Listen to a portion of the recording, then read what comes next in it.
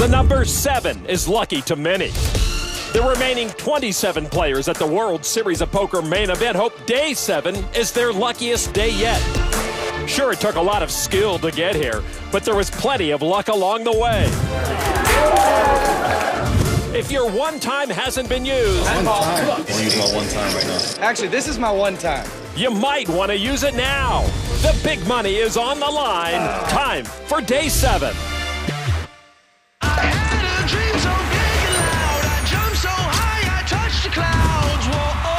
Texas Dolly Brunson, who wrote the book. He's moving in for the kill. And there it is. Helmuth wins the championship. Moneymaker puts his name amongst the greatest players in the game. Wake me now. Greg Merson is the main event champion.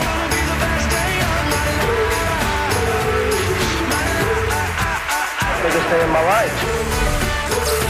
Main event, Day 7. The last day before the final table in November. 27 players remain at the World Series of Poker main event. Day 7. Let's go, baby. Day 7. Day 7. Let's go. Time to shine. I mean, like, winning the main event is every poker player's dream, right? I mean, it's the thing, it's the one, and so, you know, getting this close and having a real chance to do it is very exciting. It's pretty surreal. It's all finally hitting me. Like, I wasn't excited at all, and now it's finally, like, I see an end in sight. I'm ready. Lon McCarron here with Norman, Chad, and Kara Scott as we see Texan bar owner James Alexander walk into the Amazon room. Former main event champ Carlos Mortensen is alive and well. And you just saw him ordering a rental Brinks truck to take home the $8.3 million first prize. Boy, he's confident. 58-year-old Steve G continuing his storybook run here in 2013. And the storybook is called Steve G Turns Las Vegas into His Personal Candyland. You don't see G in the top 9, not yet at least. Leading the way, German Anton Morgenstern with a staggering chip count of nearly 22 million. 3 Canadians in the middle of the pack. Ukrainian-born Yevgeny Timoshenko with a below-average stack. Canadians have become the new Texans of No Limit Hold'em, Lon. Who taught them how to play? The bottom 9 still in the hunt. The shortest stack belongs to former online phenom David Benefield. The clock ticking on Benefield and Jorn Volthaus, each starting Day 7 with just 15 big blinds. Whatever. My hair. Bro, I'd be in raging tilt right now if I had hair like that. Really? Calm down, kid. It's all right. It's only hair. It'll grow. You can redo it. I can do it on the break. You can redo it. Try not to get involved in any hands before the break. Tilt mode now because you got that hair. Really? I can see in your glasses. I'm messing with you, man. Yeah. You want that one back? Who cares what your hair look like right now? Yeah. A bunch of dudes. True. J.C. Tran and Mark Newhouse making small talk to calm their nerves before this big day gets underway. Tran, a successful family man and successful tournament grinder. That's way too much success for my tastes. I'm glad he balances that successful life with the Sacramento Kings. Anton Morgenstern, a force at this feature table, young and fearless. I know youth is wasted on the young. I hope those chips aren't wasted too. The next 9 players to go out all win the same amount, over 285 large. After that, things will get even more lucrative. Action under the gun. Sylvain Loosely, French pro, ace-deuce offsuit. 26-year-old lives in London. One of his roommates is Elke, Bertrand Gropelier. And a raise on the very first hand of Day 7, 250,000 from Loosely. Steve G, remarkably still in this main event, will not play this hand.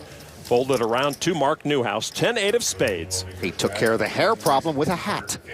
Newhouse calls on the button, J.C. Tran, ace-10 of diamonds, and he will come along as well. In the small blind, Dutch pro, Michiel Brummelhouse with 2 red queens. Brummelhouse and Amsterdam buddy, Jorn Volthaus, both here at the feature table. All in. And Brummelhouse re-raises all in for over 2.2 million. Fabian Ortiz in the big blind with ace-jack gives it up. Loosely, the original raiser.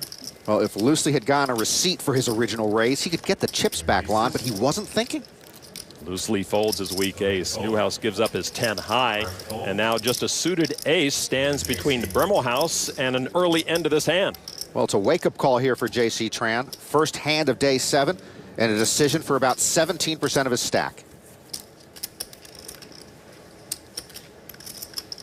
JC reluctantly gives up the hand. Brimmelhouse picks up queens at just the right time, adds about 1 million new chips to his stack. 26 big blinds is very workable. We don't have friends here, Jordan. That sucks. I'll cheer for you. Yeah. For many of these players, day 7 is the most pressure they've ever felt on the felt. Enjoy a great day and find yourself at the final table playing for $8.3 million. Have a bad day and spend a lifetime wondering what if. Norman, how can these players be in the moment and play their game? I'm more a squeak my way into day 2 kind of guy, but I definitely know what it's like to freeze in pressure situations. I've dropped the ring during 2 of my 3 marriage proposals. Frankly, the best way to make the final table is to not think about the final table. Or as 2004 main event champ Greg Raymer says, just make the best decision you can on every hand. After that, it's up to the cards, and cards, like women, can have a mind of their own. At the secondary table, 2 players over 10 million. One of them, Carlos Mortensen, knows day 7 pressure, even though he's never played a day 7 in the main event. He won his world title over 5 days in 2001. On the right, Alex Livingston with pocket kings, open raise. Mark-Etienne McLaughlin called from the button with ace-7 of spades. 2 Canadian pros see ace-deuce-5. Livingston hates to see that. McLaughlin runs down the kings. And actually all 3 Canadians here at the secondary table. We're trying to isolate them and study them. The one tell I can see so far, Lon, is they're nicer than us. Livingston checks. McLaughlin allegedly is a tattoo artist. Is that like being a pediatrician without having any kids? The guy is clean as a whistle. Indeed, yeah, he checks as well. 10 of hearts on the turn now. Livingston calls poker a mental grind, but says he loves the freedom it gives him. Certainly wary of seeing that ace on the flop, but maybe emboldened by McLaughlin's check. Now leads with 310,000. Besides being a tattoo artist, McLaughlin deals in the stock market, also has some real estate holdings.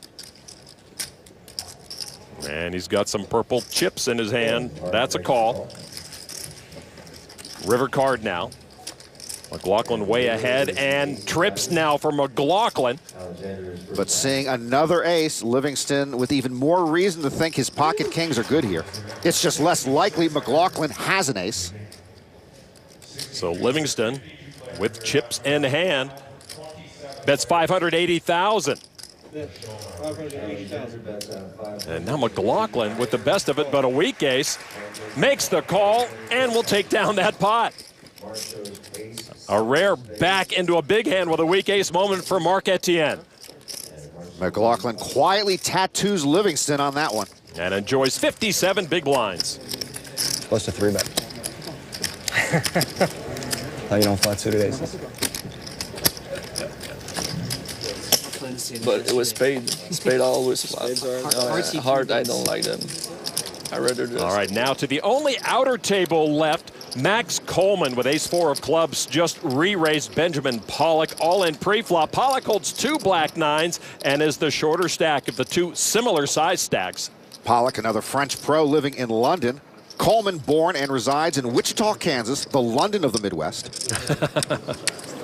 I call.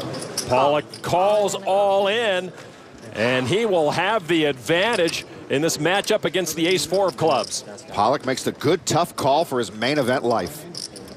Coleman led the main event field at the end of day 3, stumbled and then regained a big stack. He's going to have to come from behind to score this knockout. Here we go. Jack, trade, deuce. The 9's still good for Pollock. Coleman still has the overcard and also drawing to the wheel. Give me a spade. Pollock not happy to see Coleman's outs increase. Another jack on the turn. Pollock's tournament life comes down to the river card. Pollock sweating it out. Coleman needs an ace or a 5 to send him home. River card is a 5. Pollock is out. There's the straight for Coleman. Max knows he got away with one there. Pollock, the first casualty of day 7, out in 27th. At the moment, Pollock looks like Carter Gill in shades. Just another brutal main event exit. Max Coleman nearly doubles up after getting it in bad, but getting out to the good. The lucky river card allows Coleman to drag the pot, turning Benjamin Pollock into a bystander instead of a contender.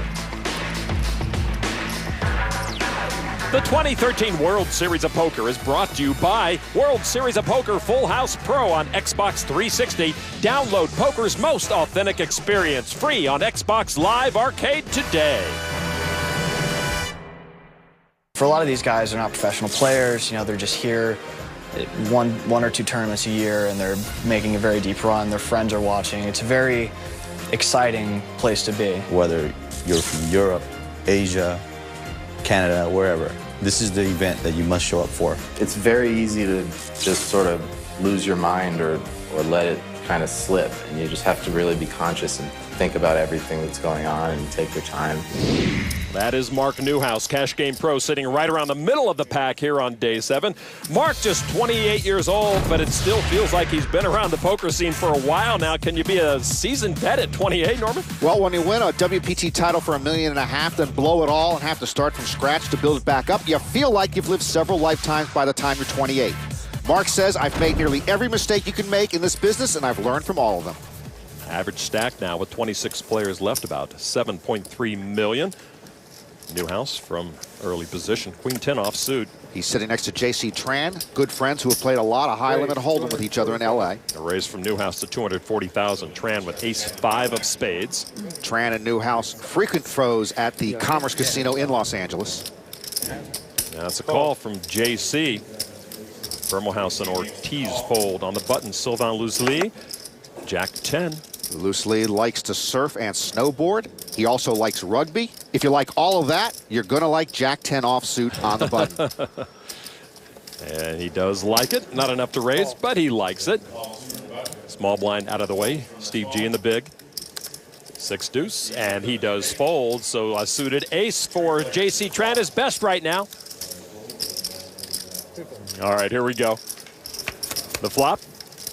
9-8-7, all spades. Tran with a nut flush, loosely flopped to straight, but drawing dead. Newhouse drawing live only to the 6 of spades for a straight flush. Wow. Newhouse checks. I'd like to photograph that flop and send it to the Smithsonian for generations of visitors to see. Tran checks the nut flush. Tran checking, figuring Loosely might bet. And of course he will. He's got the jack high straight, but you know, I've flopped an ace-high flush line 74 times in my life, and every time I've checked, it's checked around. Loosely is reaching for chips. Frenchman bets 425,000. My sympathies to Loosely. He flops a straight with a straight flush draw, but the 10 of spades he needs is already taken, and he's drawing dead, and Newhouse here drawing virtually dead. Newhouse makes the call against the bigger stacks. Everyone in this hand in sunglasses, so it's hard to see each other. And now Tran with the nut flush. Just with the call there. Well, JC doesn't raise there. He's hoping one of his opponents has a big spade and another one comes. Turn card ace of clubs. Newhouse misses. Check. And he checks. And now Tran has a commanding lead with that nut flush. Well, JC's not going to wait on his monster any longer. Yep, no more slow play. 925,000. Well, that ace on the turn might have hit one of the other hands, but Loosely knows if his jack-high straight was good before, it's still good now. Sylvain with 14 million chips to start the hand. Tran with 11 million, 6. And there's a call from Loosely, and Newhouse gets out of the way. Well, just a call from Loosely. He's thinking JC might have slow played a flush. So heads up to the river. Turn card the 8 of hearts pairs the board. Man, I don't know how much the board pairing worries Tran right there. Tran flopped the nut flush and now checks. And they both check. And JC's nut flush will allow him to drag the pot. Well, JC misses a little value on the river. Kind of like drafting DeMarcus Cousins. Big pots get built rapidly here on day 7. Nice in. JC over 14 million in second place overall. Loosely down to just over 13 million. But the 3 top stacks in the main event sit at this table. Morgenstern, JC Tran, and Sylvain Loosely. All right, 3 chips still in play. The 5K orange, the smallest. The green worth 25,000, and the lavender chip, the big one right now, worth 100,000. We'll keep it here at the featured table. And an interesting dynamic at this table. Tran and Newhouse, good friends from LA. Brimmelhouse and Valthouse, good friends from Amsterdam. And it's gonna be hard for him to call that. You can't bet there. Never check. He might bluff too. Yeah. He might have missed. On the button, a very short stack. Jorn Volthouse with ace-9. He has a flush. Respect. Of course. Anything less, he's not going to be able to call. My bet would have been like close to 2 million. I'm all in. Volthouse moves his 13 big blinds into the middle. Steve G in the small blind with ace-king. Bad luck for Volthouse. G happens to have a bigger ace. Steve, the second shortest stack at this table.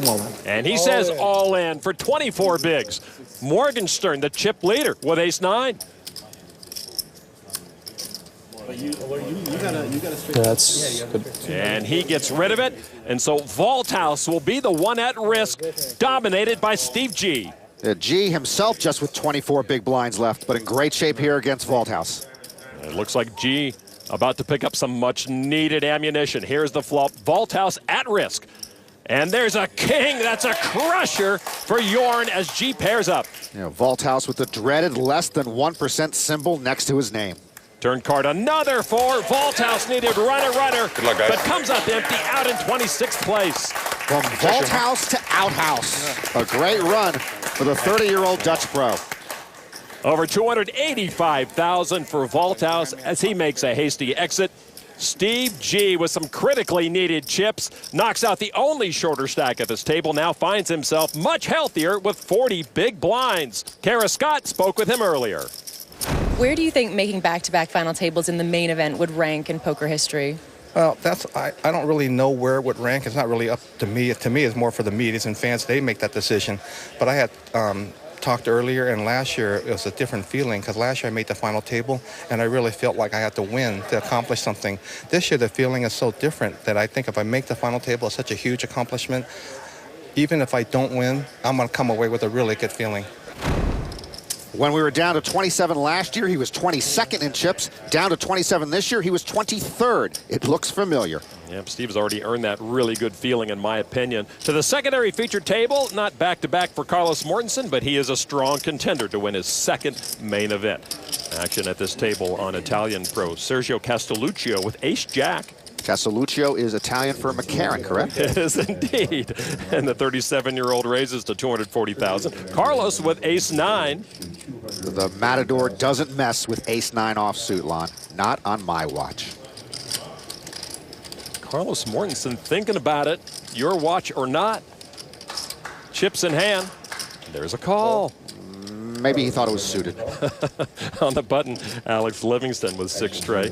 They go into the muck. Now Jason Mann in the small blind. The Vancouver attorney with 2 queens. His wife Janet, also an attorney. She doesn't play serious poker like he does, though. One in the family is enough, she says.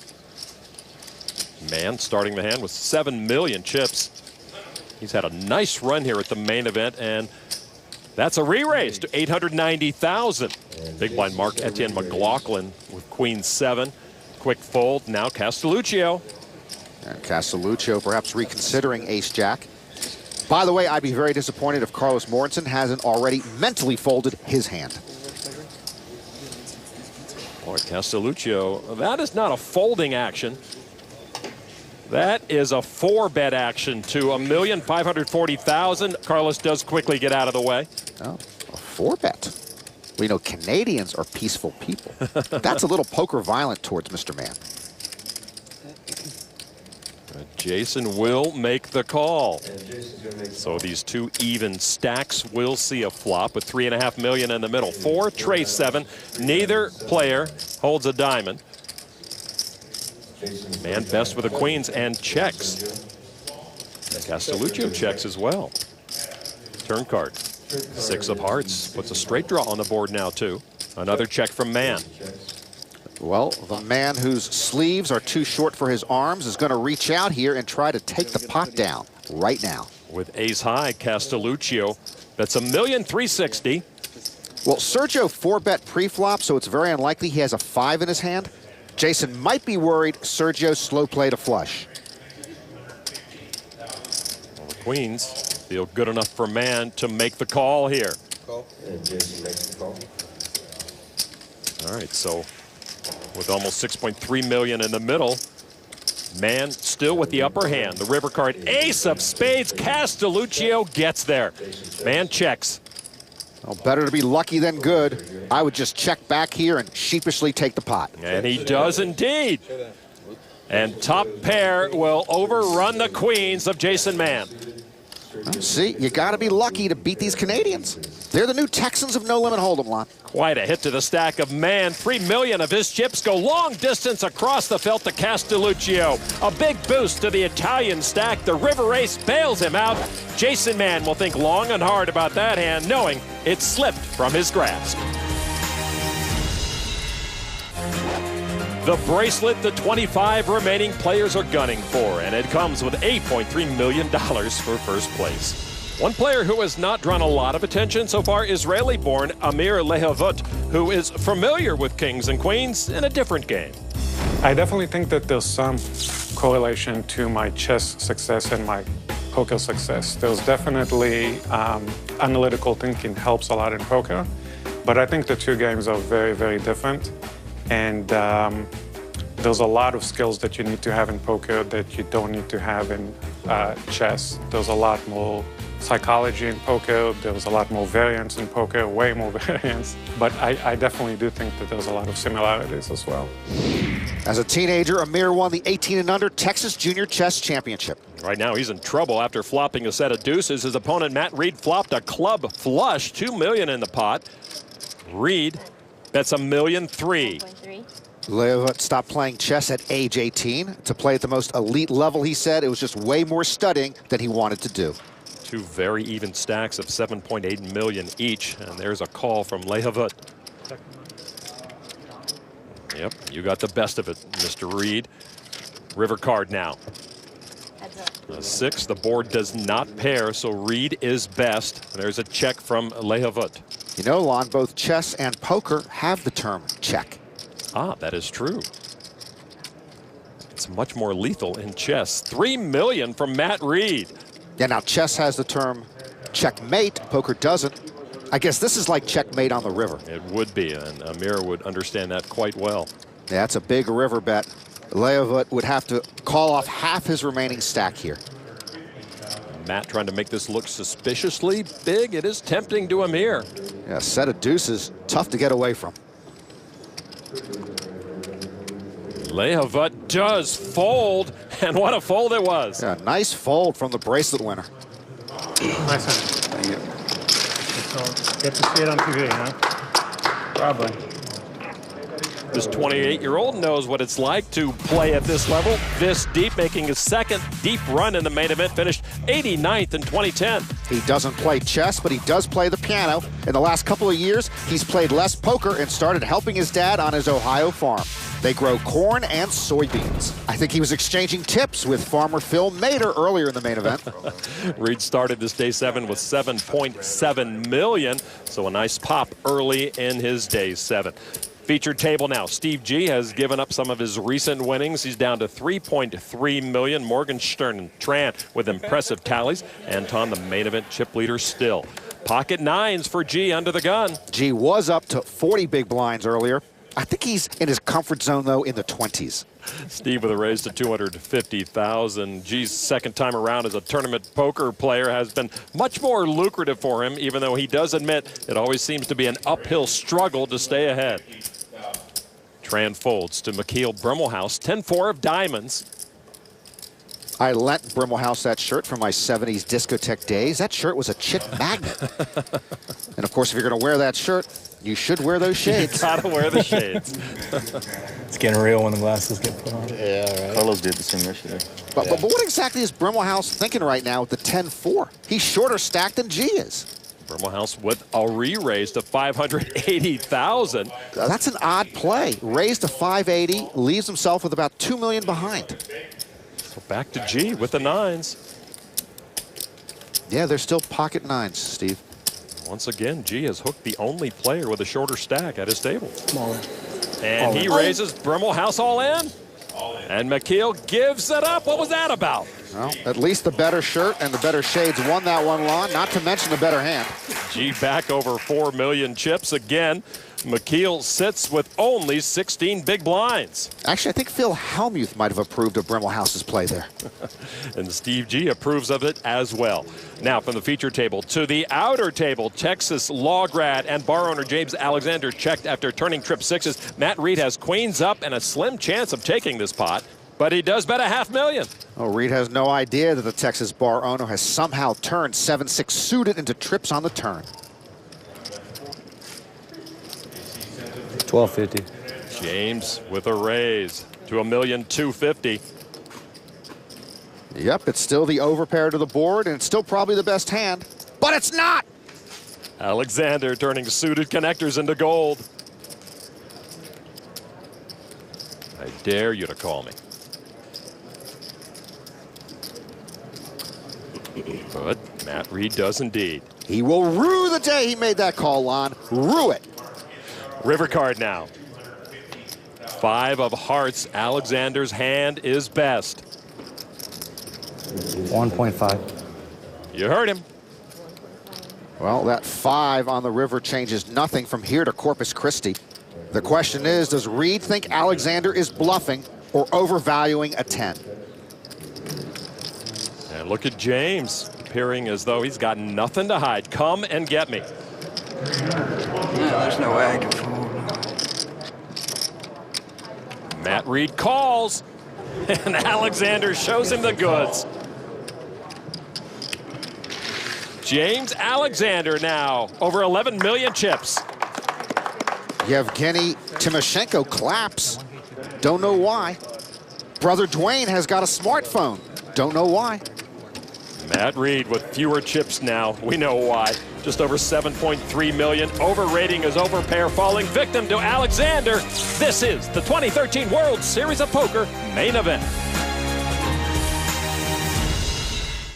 We've come a long way since day one of the 2013 main event. 6,352 players entered the 7th largest main event field ever. 25 are left. The chip leader, German Anton Morgenstern, who Norman, I believe, is a whippersnapper, no? Yeah, he's 22, the youngest player still here. Steve G at 58, the oldest player still here. And Lon at 56, the oldest member of our broadcast team, with Kara Scott slightly younger than me.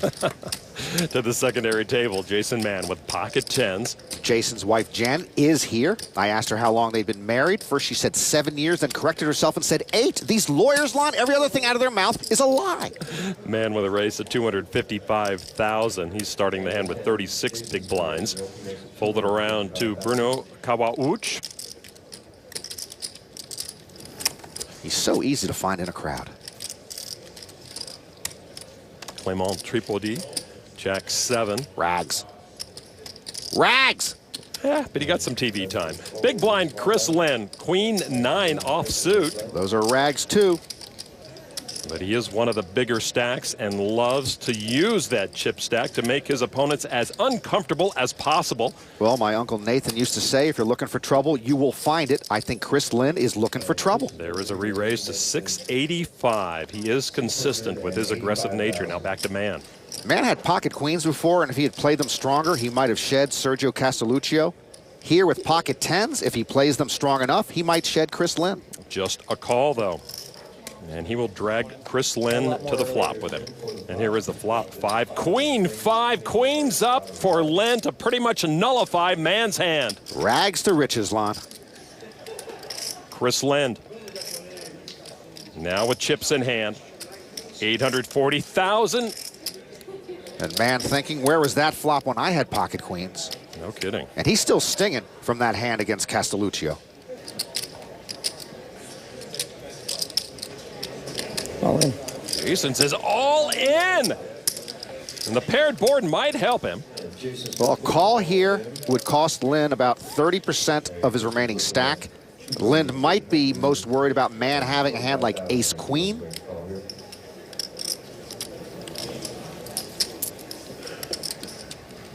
Lind could play judge, jury, and executioner to the attorney. And he calls. Hope you have ace-10 of hearts. Better than that. What is it? Chris has queen at 9. Nice hand. Yeah, I'm so bad, man. Big mistake by Mann, and he is frustrated with himself. Jason Mann on his feet, all in. Turn card, 8 of diamonds, no help to Mann. Mann looking for a 2-outer to stick around. He needs a 10 and a 10 only, or he is whamboozled. And now the river card is a 6. Lynn gets a fortunate flop and a needy opponent, adding up to the elimination of Jason Mann, who will be missed. Lynn Sandy celebrates. All right, bud. Such a nice lawyer. Hate to see him go. From small stakes home games a few years ago to a juicy 6-figure cash for Mann. Very tough time folding top pair. Chris Lynn stacking nearly 16 million chips. Jason Mann, though, has plenty to be proud of, an impressive 25th place finish in the main event. I'm David Benefield, tweeting the world about his double up with Ace King. And for mundane humor, be sure to follow at Norman Chad. Yeah, and for photographs of yield and merge road signs in Central California, be sure to follow at Lon McCarran. Just 3 tables in play at the end of this day 7. We will have our November 9 class of 2013. At the featured table, Anton Morgenstern raised with pocket jacks. The chip leader got a caller in Mark Newhouse, who will take a flop with Ace King against the big stack. All right, here we go. The flop. Ace Queen 4. Morgenstern can't be happy to see 2 overcards to his jacks. Newhouse catches an ace to grab the big advantage. Morgenstern checks. That's a pretty dandy flop for Newhouse. And I don't say dandy too often, Lon. Newhouse, 325. Morgenstern, born in Berlin. His father is American. He has dual German-U.S. citizenship. And like a lot of Euro poker pros, lives in London. And he's going to come along for 325. Turn card. Another queen, 2 pair for each. But Newhouse still best with his aces up. Morgenstern checks again. And Newhouse checks back. River card, 10 of spades, 3rd spade on board. Morgenstern, a heads-up specialist online with huge bankroll swings due to his aggressive style. He checks a 3rd time. And Newhouse now. Going to move some chips. 760,000. And Morgenstern giving this one some 2nd and 3rd thoughts. Well, Newhouse best from the flop. Oh boy, the chip leader reaching deep into those lavender chips. Yeah, that doesn't look like a call line. Anton Morgenstern muscling up with a check raise to $1.6 million. Well, if Newhouse had just checked, he had a winner. No decision to make. But frankly, I would have thought his river bet would have ended matters. Newhouse getting 4.5 to 1 on a call here. Well, you talk about Morgenstern's big online swings, and this is one reason for it. Sometimes it works, sometimes it doesn't. And here it does work. The check raise bluff. Now, I don't know how he did it, but he did it. Morgenstern with that hand is now over 25 million chips, increasing his lead to almost 9 million chips. Chris Lind a distant second with just 16 million. 25 million chips? Anton Morgenstern would be in great shape with that at the final table. Carlos Mortensen sitting on the final table bubble now. The Matador closing in on history, a chance for a 2nd main event title. Steve G in 24th looking for some magic. G once again crawling through the sewer pipes looking for daylight. Anton Morgenstern's not crawling, he's climbing high above everyone else.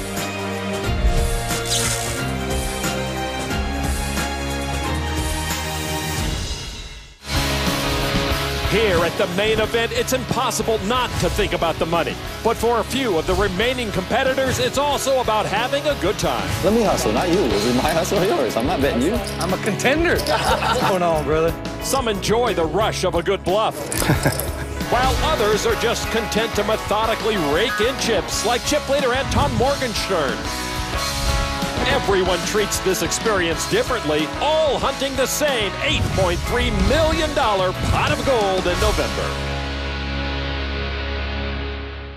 It's the final day before the final table of the World Series of Poker main event. Here at the Rio, 24 players remain with $8.3 million for the eventual champion. I'm Lon McCarran with Norman, Chad, and Kara Scott inside the Rio. 3 tables of 8 players, including Texan James Alexander. Oh, you're the one guy I don't want to knock out. I prefer to knock everybody else out first.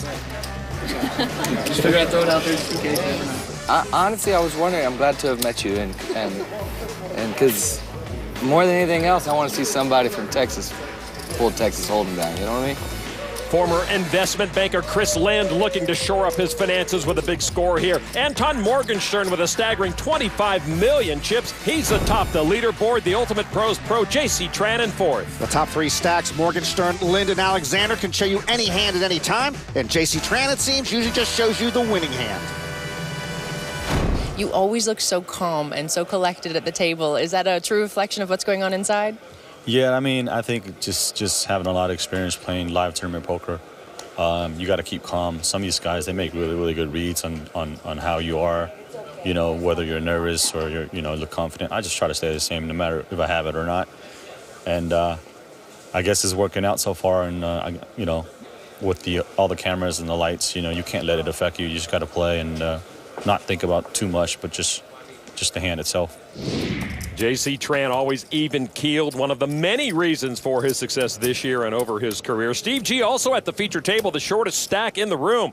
8 players at each table. Morgenstern, the overwhelming leader. G with about 10% of what Morgenstern has. It doesn't look great for the oldest guy here. He'll need a double up and then some of that Steve G bluffing magic. And then Tran, the second biggest stack here, sailing smoothly. Because of JC's experience, we know he'll play the same game on day 7 as he would have on day 1. That's a big asset. The blinds right now at 60 and 120,000, a 15,000 chip ante. Folded to JC in the small blind. He looks down at 8 deuce. Based on the poker code, a raise from the small blind is mandatory if no one's opened before him. And he does raise it up to 260. McKeel Brimmelhouse in the big blind with king 4. Well, the 7 deuce offsuit is the worst hand in Hold'em. I've got to believe the 8 deuce is not far behind. And here with blind versus blind, Brimmelhouse also with a less than optimal starting hand. And also from the poker code, the big blind never believes the small blind, and there's a re-raise to 660. Well, 8 deuce is not a calling hand, Lon. You're either waving the white flag here or storming the castle with those rags. Tran with the much bigger stack, and this is the JC code. He repops it to over 1.1 million. I just said he usually shows you the winning hand. I guess it's going to involve an 8 and a deuce. Somehow Tran just knows Brimmelhouse is not very strong. Then again, maybe the Dutch pro has a 5 bet in him. What a moment here between Brimmelhouse and Tran. McKeel finally relents, and J.C. Tran can't show the best hand, but he can stack the winnings. We asked Phil Hellmuth to do his white magic segment on this hand, Lon, but we had a technical malfunction. His white magic wouldn't start up with a starting hand like 8 deuce. We've crowed often about the first prize money, but if you can hang around and fold your way to 3rd or 2nd, still very rewarding. Over at the secondary table from the button, Carlos Mortensen called a pre-flop raise from Clément Tripodi. Tripodi then flop top pair while the 0-1 champ whiffed. Tripodi leads out now for 250,000. We've seen the Matador playing mostly from behind here on day 7 and not seeming to mind it. Carlos with the suited king. He raises to 560,000. Tripodi started playing after watching the World Poker Tour on French TV. Yeah, I guess the World Series isn't on French TV. Jeez. Tripodi with top pair. 310,000 is a call. But the Matador may have planted a seed of doubt in the Frenchman's mind. Turn card now. Deuce of diamonds. Tripodi does not improve. He checks. Carlos with a flush draw. Maybe Tripodi saw Mortensen on French TV. Carlos has 3 WPT titles to go with his 2 World Series bracelets. Carlos doing what Carlos does, reaching for chips. Former main event champ with $1,180,000. Yeah, a lot of players would shut down after their bluff raise on the flop gets called. Not the Matador. Matadors don't quit when the bull walks into the ring. Fight on. Of course, Carlos has to trust his opponent, knows what he's doing enough to make a good fold. Carlos, one of 3 players in the final 24 with a chess background, along with Max Coleman and Amir Lehevut. Tripodi's background is in soccer, which is no match for chess as a mind game. And Tripodi does fold to the pressure of Carlos Mortensen. I believe Tripodi means fold the winner in French. I'm waiting for Google Translate to fire up. Carlos over $9.5 million after his burglary of Tripodi under the bright lights of the secondary table. Want to know more about your favorite poker player? Head over to ESPN.com/poker. Everyone trying to act like they've been there before. 2 of them have made a main event final table. Carlos Mortensen in 01 and last year Steve G. When Dan Harrington made back-to-back final tables in 2003 and 4 against large fields, I thought that might be one of the 3 greatest accomplishments in main event history. If Steve G goes back-to-back against even larger fields, that trumps Harrington's feat. You saw the queen exposed on Fabian Ortiz's fold. Folded over to Steve G. 10-7 of diamonds in the small blind. Poker code, Norman. What's the poker code again? If it's folded to you in the small blind, you got to raise it up. 250 is what G makes it. G quit playing poker full-time for 20 years. I guess it's like riding a bike, but when you get back on that poker bike, there's a lot of new potholes on the road. Chip leader Morgenstern with pocket 8s in the big blind, a real hand. Morgenstern's background is in Magic the Gathering, which is like chess without the bishops. And Morgenstern with a re-raise to 550. All in. G says all in, and a snap call from Morgenstern, and it all comes down to Steve G's 10-7 of diamonds. Boy, G said he was all in with a shaky voice line, and now he's in a shaky spot. He pushed with 22 big blinds left. It was just a small percentage of the 26 million chips for Morgenstern to call G down. Yeah, I don't think the big stack was going to fold a lot of hands there. Here is the flop and an 8! A set for Morgenstern, and G's hopes are but a small flicker. For a sweat one time? Jack or 9 and nine and diamonds for a sweat one time? Back-to-back final tables look very bleak right now. Turn card. Ace of spades, G misses, cannot win the hand, and will not make back-to-back main event final tables. Well, he lost his last all-in last year, and he lost his last all-in this year. Those are bad memories. Everything else, unbelievable and awesome. Morgenstern ups his chip count to nearly 30 million. For Steve G, he used all his tools and poker powers to stay in as long as he could, but he's out of the main event in 24th place. And that walk out the boulevard of broken dreams, I'm sure G does not remember fondly. Well, G, of course, will have the knockout fresh in his memory, but what he did to get here was quite remarkable. For Morgenstern, he could probably fold his way to the final table and still have a big stack. J.C. Tran moves a little closer to his goal of making the November 9. Steve G right now with Kara Scott. Steve G started the day on a very difficult table with a massive chip leader to his left. Talk to me about how the day played out for you. It's been a rough day, pretty much. I don't even know how I got here. It's been a rough run all summer.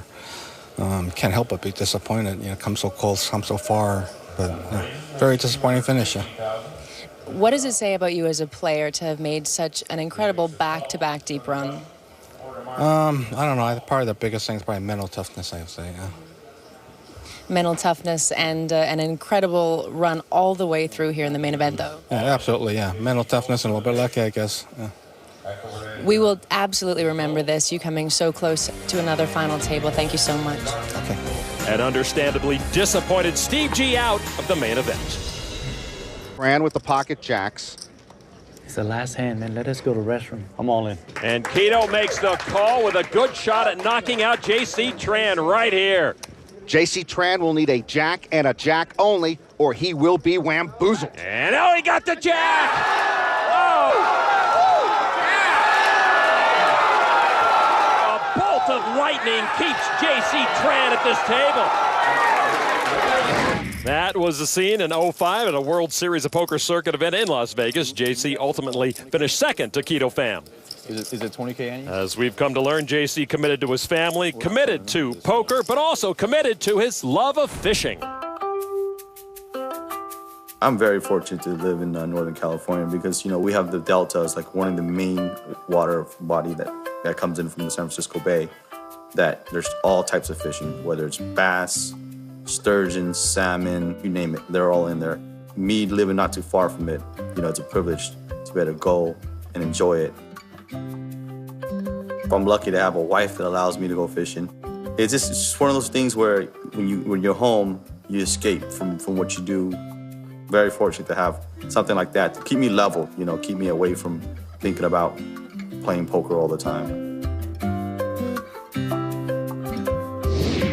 JC calls the Delta near his home a honey hole. Great fishing, like guaranteed money. Better than playing in a home game with me. Anton Morgenstern with King Jack offsuit. Hopefully I have stuff to color up. Chips in hand, a raise to 250,000. You can expect Anton to be opening a lot of hands. Tran with queens in the small blind. Let's see how the creator of White Magic would play those. Very interesting hand here. JC has 2 queens. What to do? What to do? Well, he has 120 big blinds. In fact, 120,000 is the big blind. And so he's very deep with a lot of time to work his chips, and he's looking at a guy that has twice as many chips as he does. So why get involved in a huge pot here? 2 queens might be a time to play defensively, just call, which simultaneously traps the big stack and make sure you're not going to go broke on this hand. JC, just calling. Uh-oh, someone's actually following the Poker Brat's advice. JC could be in trouble. Big blind folded, so heads up. Tran with the queens, Morgenstern with King Jack, the 2 big stacks at this table. 4, Jack 4, queens up for Tran is best. He checks to the jacks up of Morgenstern. Seemingly good flop from Morgenstern. He might continuation bet anything here. He's certainly going to attack with 2 pair. Attack he does, almost half the pot, 325,000. And when you slow play queens pre-flop against, say, King Jack, this is the flop you like to see.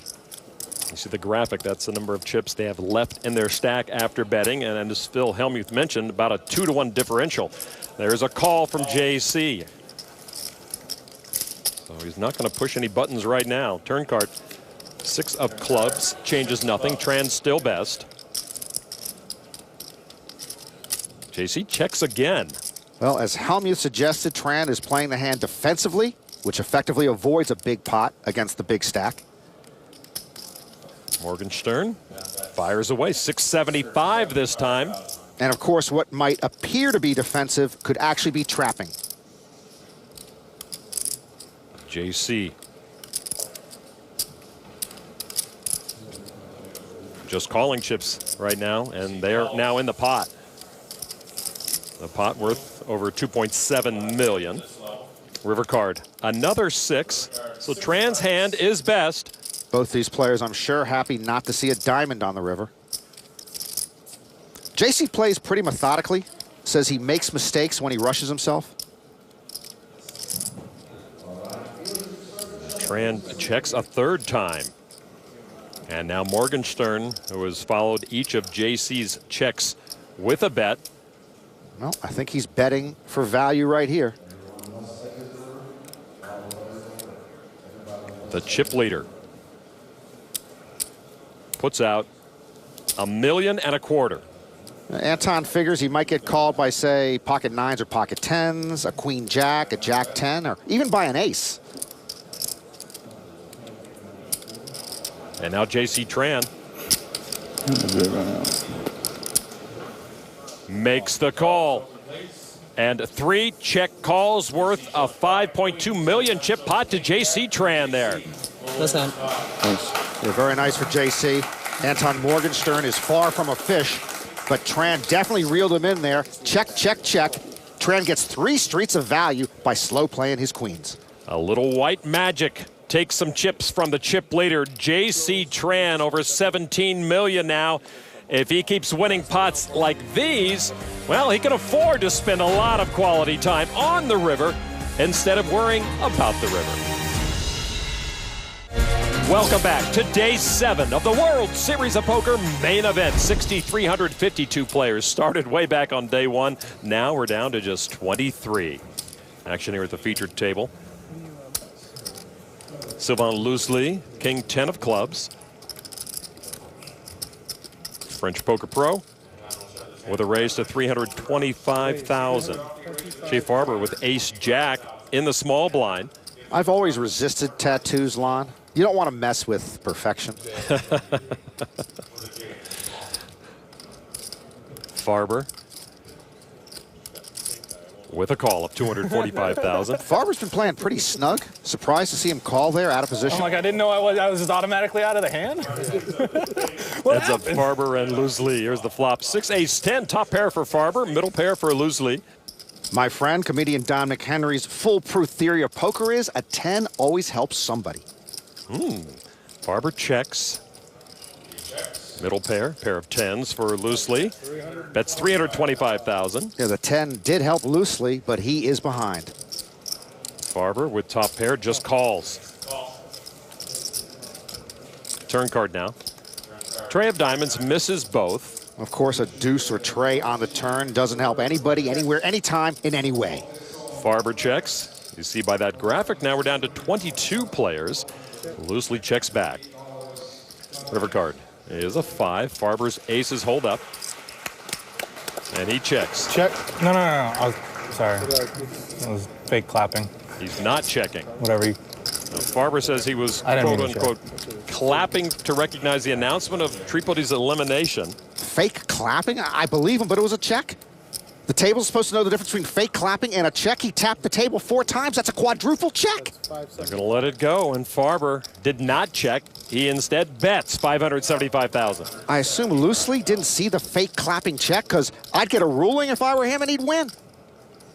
So now Loosely, who cannot win the hand by just calling, does indeed just call. And Farber shows the best hand and will stack the winnings. Yeah, Jay gets an extra $575,000 on the river with his unprecedented fake clap check bet. There you go. Farber's rail loves it here in Las Vegas. Their man up to over $7.7 million. Do fake claps. Yeah, here it is again. If there was instant replay in poker like there is in the NFL, that would have been a check for sure. Yeah. Well, what did you do? I didn't see it. I tapped the table, like clapping with one hand. I didn't want to take my hand. Yeah. Stop being lazy, dude. Just clap with your hands. I'm lazy. I was in a hand. I don't want to motion my hand off my cards. You know. Would this be a check? No. Listen, man. I want to hear it from you. Is it 160? Let me enjoy my moment. All right. Jay Farber leads an exciting life away from the felt. Exactly. And let me enjoy my moment right now. His day job is really a night job. I definitely think that I'm a normal guy. I mean, I'm really fortunate to be where I'm at in every aspect of this. I don't take it for granted for 1 second. I've been in nightlife here for almost 5 years. Tonight, you're going to see one of the best parties imaginable. I mean, this is the #1 club in Las Vegas. It's going to be just a crazy night. We used to joke that I worked a 9 to 5. It was just the opposite 9 to 5. You know, we're typically getting ready to go to work 8, 9 o'clock at night and out till 4, 5, 6 in the morning. Tonight, I've got a bachelorette party from San Diego and take them out, make sure everybody has a good time, and hopefully party with Tiesto a little bit. I have the easiest job ever. I get to party for a living. I take people out, make sure they have a good time. It's pretty awesome. I started as a promoter, and I worked my way up to host, and from there I've just kind of branched out and started working for myself. You know, it takes a lot to get to the top and it takes a lot to stay on top. So right now we are inside the Ling Ling Lounge in Hakkasan, Las Vegas. 65,000 square feet, give or take. Tiesto's been the #1 DJ in the world for, what, like 15 years now, if not more, you know? It's awesome. It's really fun to go watch him spin. Tonight's party is going to be the best party I've ever seen until tomorrow's party.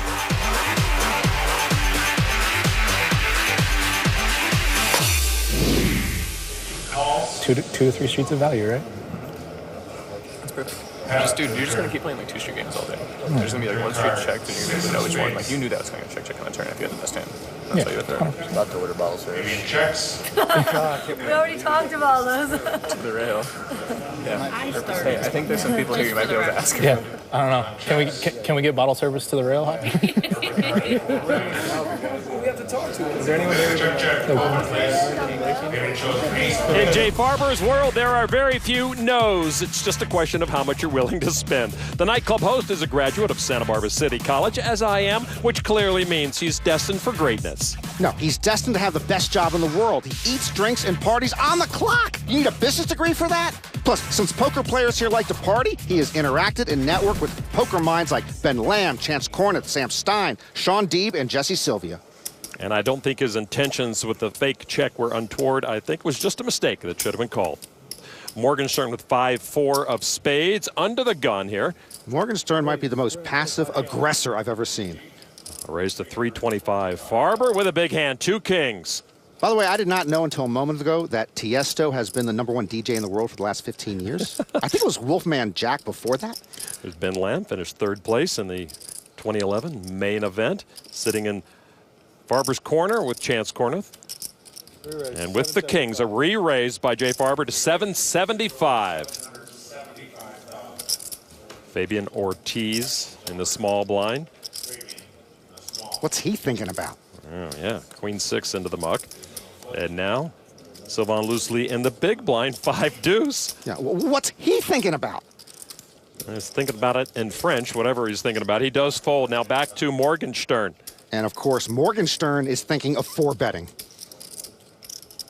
Morgenstern, the overwhelming chip leader here on day 7 of the main event, calls for 450 more. Well, hands like 5-4 suited are great to play against Farber. If you flop big, you might get some value. The flop, 7 tray.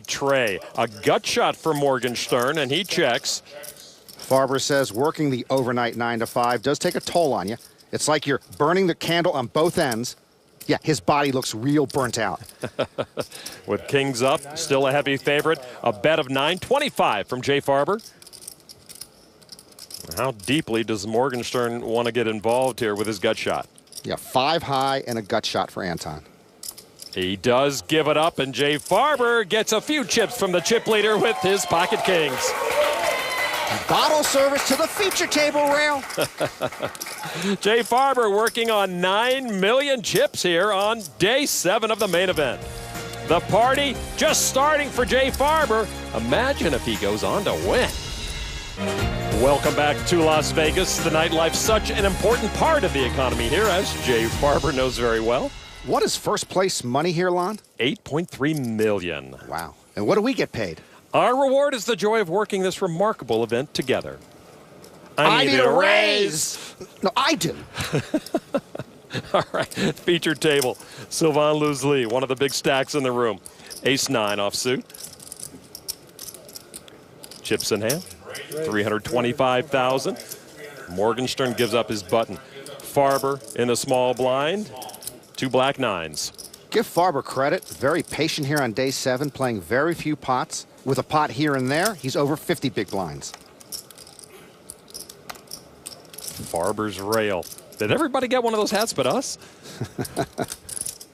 And there's a call from Farber for 245. Mark Newhouse now. I'm all in. And he says all in, making his stand with ace-deuce suited. Newhouse pushes with 20 big blinds left. And Lon, could you do me a favor? Go tap Loosely on the shoulder and ask him to fold his hand?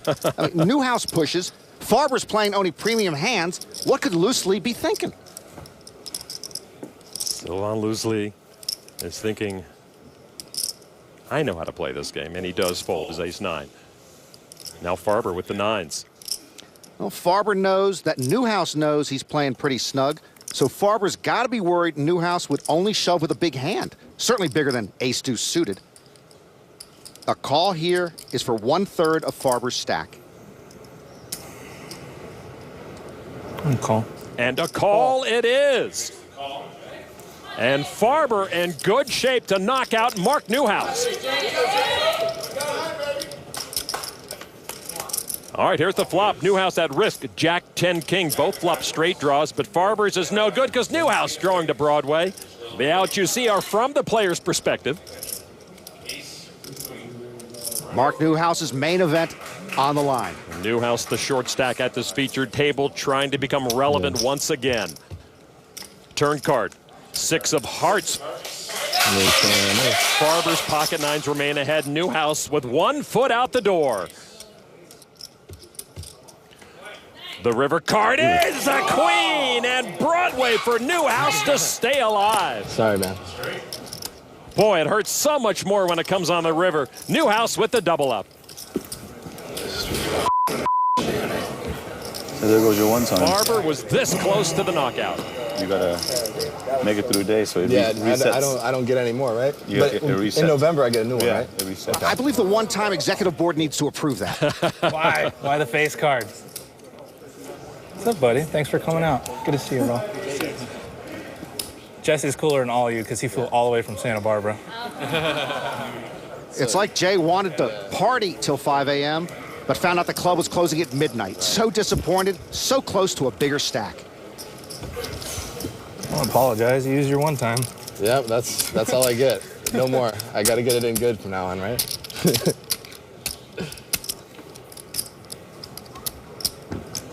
And don't apologize. You're not sorry.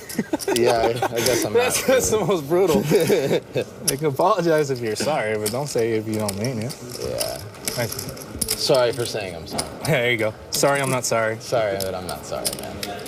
I'm glad I got lucky on you. Yeah. Still alive. Okay, glad we got that cleared up. Newhouse now with $6.8 million, Farber $5.4 million. The current payout, anything but sorry, over $285 grand. It does pale in comparison to the top 3 spots to be awarded live on ESPN in November. Fabian Ortiz rocking the vest. I don't expect that to catch on and replace the hoodie. Well, the vest folds. Now the hoodie loosely gets out of the way. Morgenstern gives way to Farber, who has ace-king of clubs. Fun fact for you, the last hand of poker President Truman played at his weekly game on April 10, 1951, before firing General MacArthur the next morning, was ace-king suited. A raise to $330,000 from the ace-king suited here. Mark Newhouse now on the button with pocket 4s. Got worried for a second when you grabbed all the chips. Yeah. What's going on here? Got to get it over the whole card can. Newhouse just got those chips. He should savor them. Well, savor means different things to different people.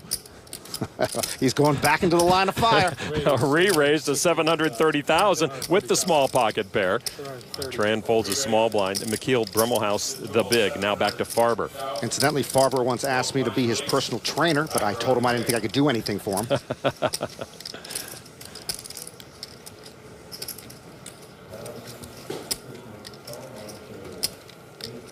Well, you gotta love ace-king suited pre-flop, right?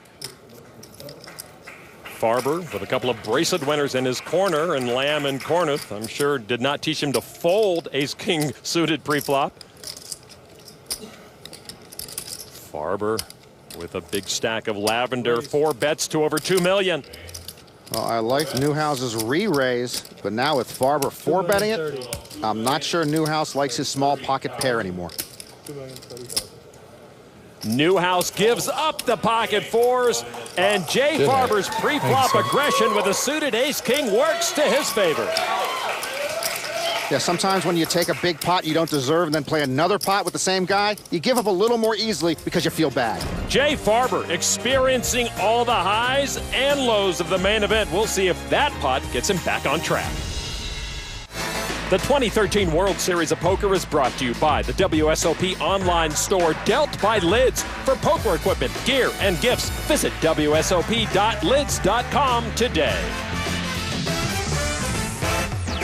Bust of Chris Moneymaker overlooking the featured table. Can't believe it's been 10 years since he won it all. Well, it's been 12 years since Carlos Mortensen won it all. How come you believe that? Tran, ace tray, off. Fabian Ortiz and his vest, king 8 of hearts. He was going to be an accountant, became a DJ, loves disco from the 1970s and early 80s, which means both of us are KC and the Sunshine Band guys. Ortiz wants to play. He'll make the call for 325 on the button. Sylvain Loosely, 10-9 off. Just 10-9 off. Loosely definitely lives up to his name, huh? He does indeed. There's the call. Morgenstern folds to Farber in the big blind pocket 5s. A re-raise from the big blind here would blow out all these crumb bums and shoe clerks. Does Farber have it in him?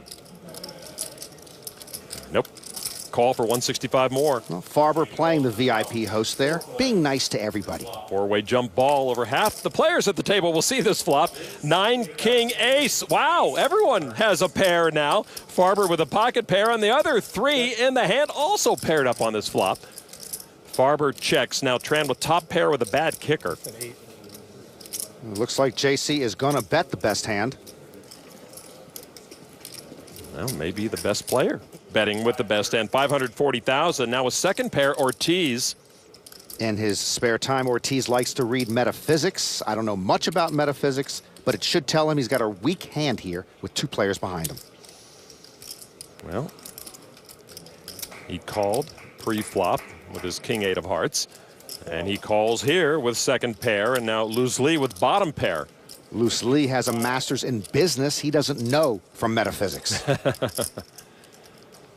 Give me some numbers, let me work them out, and I'll take care of the rest. A lot of action getting to Luz Lee. Oh, look at this. Luz Lee with bottom pair raises to $1,650,000. Well, if you're going to play loosely, you might as well play aggressively. And see, now here the great J.C. Tran left with the weak ace with a call and raise of his bet. I think he mucks it. Farber already mucked his pocket 5s, and Tran gives up his weak ace. Ortiz now. Like Tran, Ortiz now having second thoughts. But Ortiz now with the best hand after Tran folded. And he mucks, and Sylvain Luz Lee will take it with a confident raise. Well played. Yeah, good play from Sylvain, but frankly, and stop me if I've said this before, the hoodie is no match for male pattern baldness. Luz Lee adding to his stack. All right. To the outer table, Yevgeny Timoshenko has shoved his short stack with a weak ace. He's in danger of elimination at the dominating hand of Jan Nakladel. This is a 3-beverage all-in for Timoshenko's last 13 big blinds. All right, here's the flop. Yevgeny at risk. And Yevgeny sees more trouble. Nakladel catches top 2. Timoshenko now on the precipice. Turn card. Yes, I want a king. Is a king, and that actually helps Yevgeny's hopes to stay alive. He can chop it. Yeah, he can't win the pot, but Timoshenko can chop it and stick around with a river king or queen. Big. The river card, another jack. Nakladel's jacks full of aces will be the winner and will be the last hand Yevgeny Timoshenko plays at this main event. Sad to see a great player bust, but this main event is back on track to end on time now. 22nd place for Yevgeny Timoshenko. The man known as Jovial Gent goes out quietly after making a lot of noise in this year's main event. Look, Nakladel rocks the plaid, Lon. A student from Czech Republic now nearing 10 million. Anton Morgenstern still in his familiar perch atop the leaderboard. Luz Lee in 3rd, Tran in 4th. I hate to beat the same drum, but to the aggressors go the spoils. The aggressive Morgenstern, Lind, and Luz Lee atop the field right now. David Benefield started day 7 27th out of 27. He's moved up nicely to 18th with 21 remaining. Very impressive from the 27-year-old online master, but he still has only 22 big blinds. A lot of work left. The bottom 3 include Michigan State grad Ryan Reese, the Beast. They all need to become beasts in a hurry. And Yevgeny Timoshenko is out of the main event, former WPT champion. You've gone deep in so many events. You have titles. Does it hurt more to bust out of the main event than anything else? Absolutely. There's no other tournament like this, and even making just the final table would have probably been my biggest poker accomplishment. I really think I fought hard. I did everything I could, and fortunately, I just had the second best hand one too many times in the last few levels. I'd love to have another deep run in this next year, but you know, it's not always in my hands. Yevgeny Timoshenko out of the main event here on day 7. Steve G's failed bluff at last year's final table haunted him for a year. But his 2013 performance should erase any doubt about the quality of his play. Despite G's exit, many questions still remain. Can a California fisherman continue to hit and dodge rivers? Rivers. Will Jay Farber be able to throw the party of his life in November? Or will someone sneak up and take control with just 21 players left? There's plenty of day 7 remaining. For Norman, Chad, and Kara Scott, I'm Lon McCarran. This has been a presentation of ESPN, the worldwide leader in sports.